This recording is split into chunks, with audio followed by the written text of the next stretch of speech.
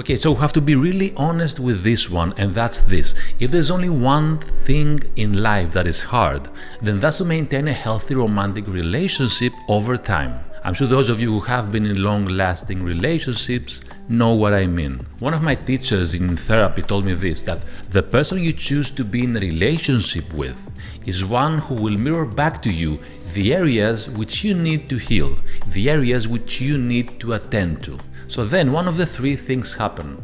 Either you have enough of your partner because they trigger too many things and you cannot handle it, which is basically the reason why many people choose similar partners throughout time, because they never get the lesson and they never attend to the areas that they need to heal. The second one is that you grow out of the relationship because you healed the part that you had to heal. And the third one is that you continue to be with your partner and work through the relationship as you both grow through the challenges you come across together. So this video is for the last category of people, that is for those who choose to be consciously in a relationship and want the best out of it. In this video, we'll talk about how to build healthy relationship rituals together with your partner. I'm going to share with you a framework you can use and give you a free exercise workbook you can download from the link below this video. So first, let's talk about the elephant in the room. Let's address the big questions of why relationships feel more and more difficult over time. You see, over time we lose communication, which leads to the loss of appreciation, which leads to the loss of affection. And this isn't because we just stop liking one another all of a sudden. It's because somehow, somewhere along the way, we drifted apart. And this is where rituals come into play. Rituals in intimate relationships are recurring activities that add real value for both partners and have a special significance. And here's where we need to separate rituals from routines, because sometimes we confuse them. Routines are regular and necessary interactions for the relationships to work. So on one hand, you have the ritual, which is something significant for the relationship and for each of you individually, while on the other hand, you have the routine, which is important to manage your day-to-day lives. For example, you can have it as a routine to make the bedroom together when you wake up before going to work, but you can also have it as a ritual once a week to decorate the bedroom together with flowers, candles, and essential oils, and to massage each other. That's the difference between a routine and a ritual. And what we often see is that when routines are changed, people in a relationship may feel annoyed or uncomfortable because a routine that they're used to is no longer there. However, it is easy to form new routines in time.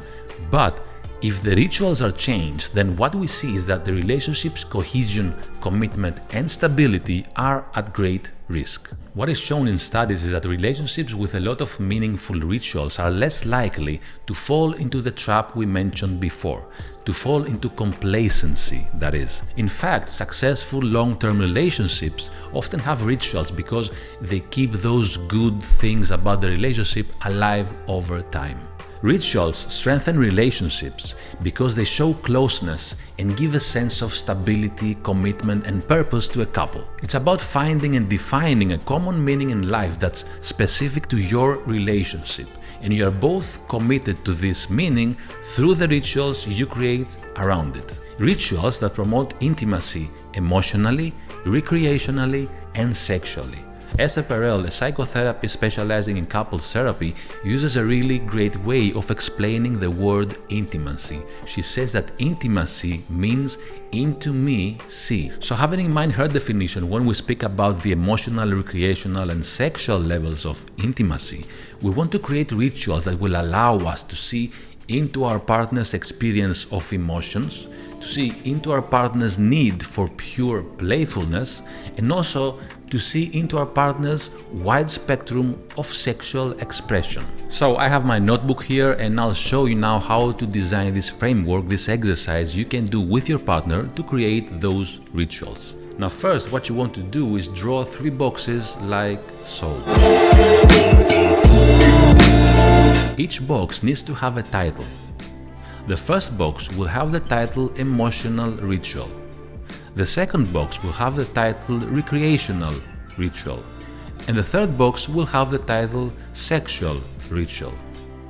Now what I want you to do is to sit down with your partner and decide on some rituals to put inside those boxes. If you're watching this on YouTube, I have created a PDF that you can download from the link in the description below. If you're not on YouTube, click the upper corner of the video and you'll be redirected to YouTube, where you can download the PDF from the link in the description of the video. So I printed out this PDF, and in here you'll find a list of rituals you can choose from for all those 3 boxes. See, in here you can find the description of the exercise, and you have also some examples that are ready to be used. So you can just download the PDF, print it and use it. Or if you don't have a printer, you can copy what you see in the PDF in your journal, as I did here.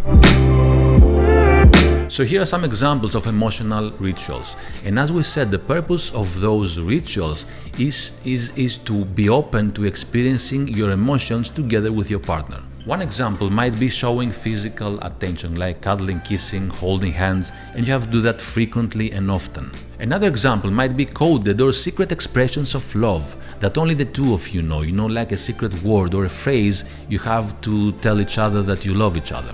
A third example might be cooking a meal for one another, and what's a greater sign of affection than caring for your partner's survival needs? Calling or texting just to check in during the day, that's a really big one for me, and I find it so important to connect in those small moments throughout the day. Another example might be soothing each other's feelings, so being attentive to your partner's feelings is crucial for your attunement.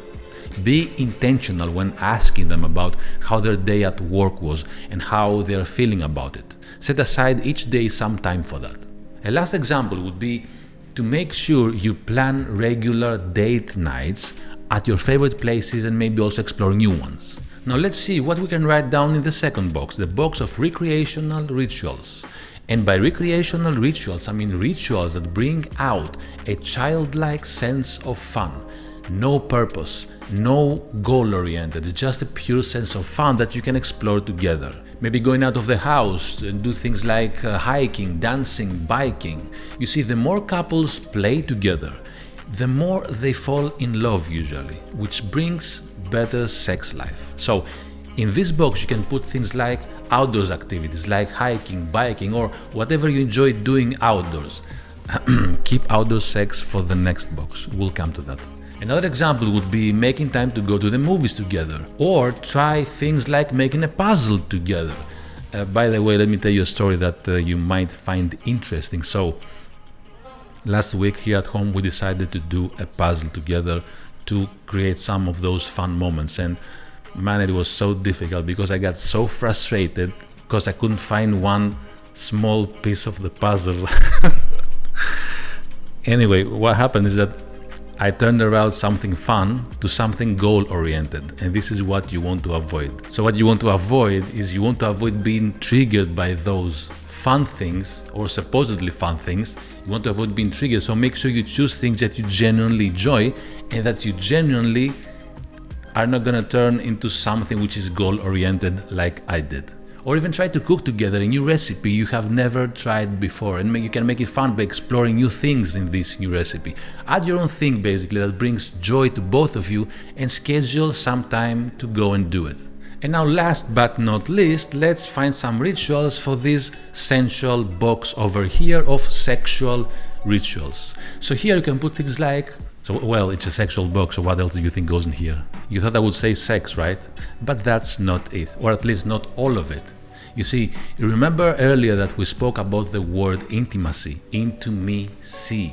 So here, make sure you put things that make you see into your partner's wide spectrum of sexual expression.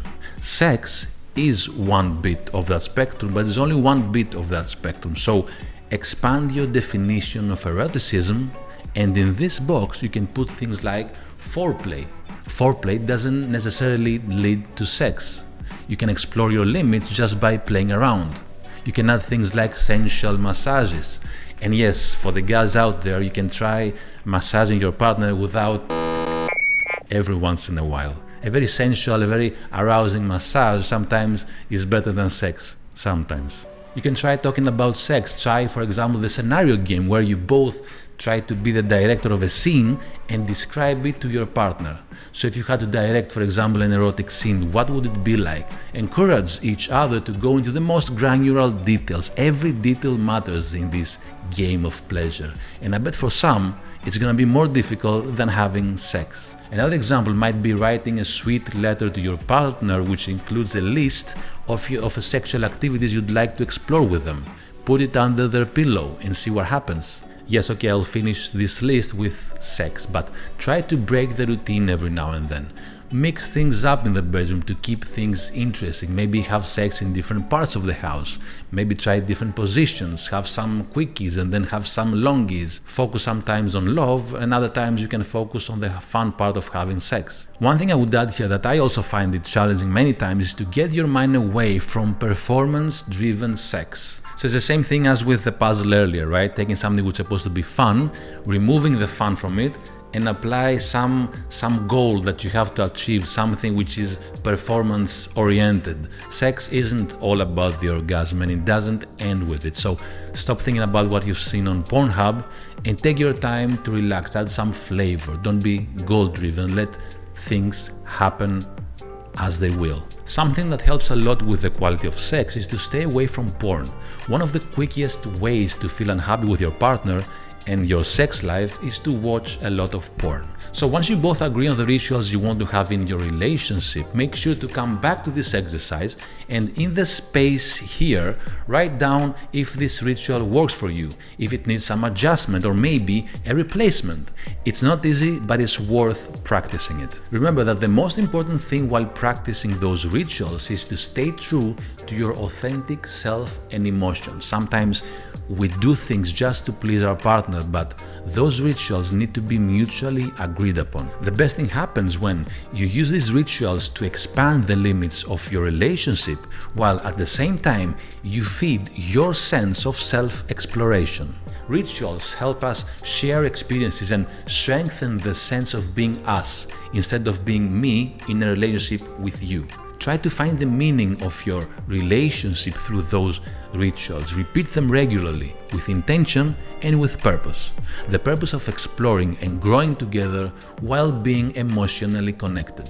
So make sure to download this exercise from the description below and make sure to subscribe to my channel to watch more videos like this.